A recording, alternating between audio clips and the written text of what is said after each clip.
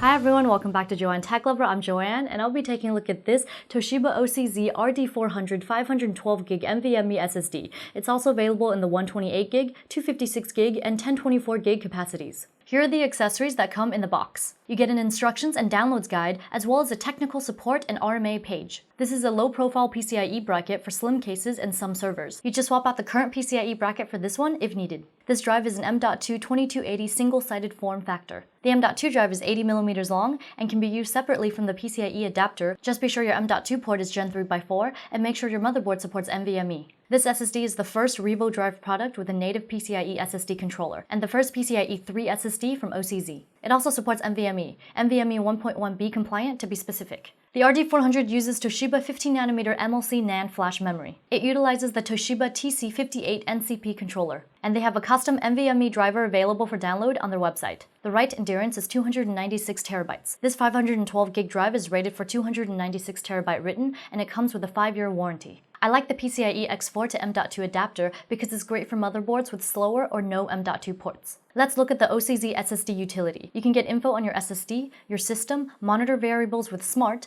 do a quick benchmark of the drive, update firmware from the web or file, and change settings. In addition to the OCZ SSD Utility software for this drive, they've added a new software tool called Clout, the command line online update tool, so you can manage the drive outside of the GUI. You're also able to perform a secure erase from a script without having to reboot Linux. I used my Skylake system to perform the benchmarks. You can find my Skylake build videos on JoanneTechLover YouTube. Toshiba claims the sequential read is up to 2600 megabytes per second, and the write is up to 1600 megabytes per second. So let's take a look. First, we ran the benchmark built into the OCZ's SSD Utility. For the sequential test, we saw 2.72 GB per second on the read and 845.32 megabytes per second on the write. The random is naturally a little slower, but still extremely respectable at 823.02 megabytes per second for the read and 519.06 megabytes per second for the write. The average latency is 328 microseconds. Next, we used ATTO to test sequential performance. We saw a max read of around 2.41 GB per second and 1.27 GB per second on the write. Let's see what CrystalDiskMark gives us. We got 2.631 GB per second on the read and 1.578 GB per second on the write. They claimed up to 210,000 IOPS for their 1TB SSD, so I was really impressed with their IOMeter test results. We got 204,791.86 IOPS on the read.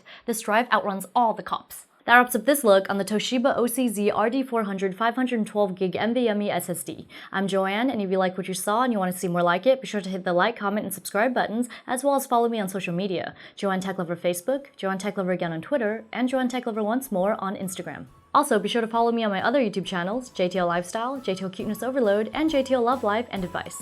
I guess that's all for now, and I'll see you next time.